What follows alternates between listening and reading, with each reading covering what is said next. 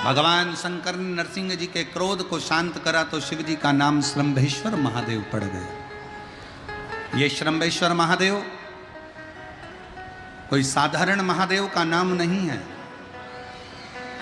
जब घर में चारों तरफ क्लेश ही क्लेश रहता हो, अशांति ही अशांति रहती है, चारों तरफ क्लेश ही क्लेश रहता है, तब एक लोटा जल पूरे घर में घुमाकर तब महादेव के ऊपर चढ़ाया जाता है और शिव कृपा करते हैं तो घर के अंदर अपने आप शांति होना प्रारंभ हो जाती है। श्रंभेश्वर महादेव। कभी कभी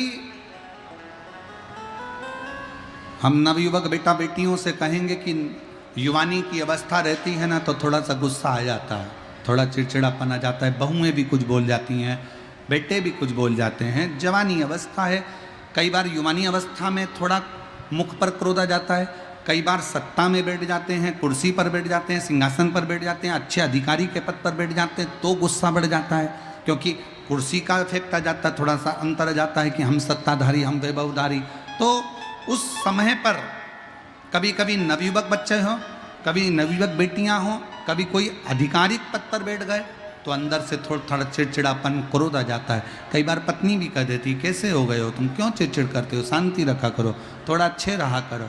उस समय पर कुछ ना करा जाए तब एक बेलपत्र, एक चावल का दाना शिव जी को समर्पित कर कर श्रंभेश्वर महादेव के नाम से भगवान शंकर को जल चढ़ाना प्रारंभ कर दो।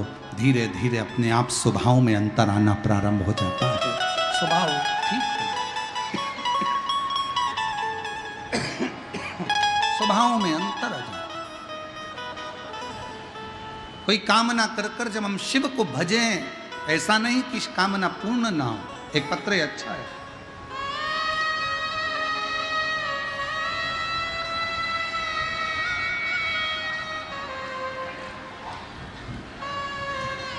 मेरा नाम पल्लवी कुमारी है, घर दरियापुर, विक्रमपुर, जिला मुंगेर, बिहार से हूँ।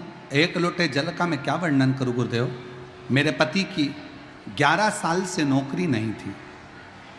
हम लोग इतने दुखी हो गए थे कि कुछ खाने के लिए भी नहीं था।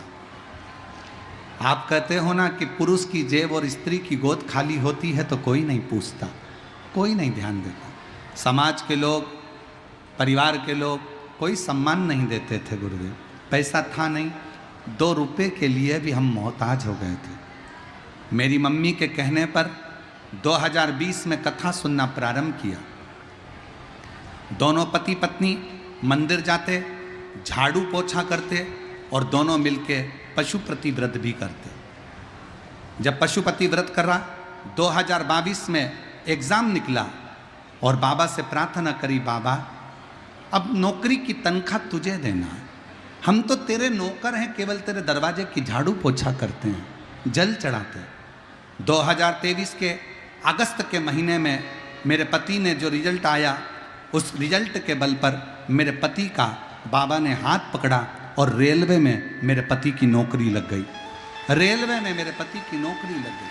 हम बाबा को प्रणाम करने के लिए। शिव कैसी कृपा करता है, कैसी करुणा करता, कैसी दया करता है, ये शिव पर ही आधारित है। और तेरी कृपा का क्या है भरोसा, कब किस पर हो जाए जरा से हम पर।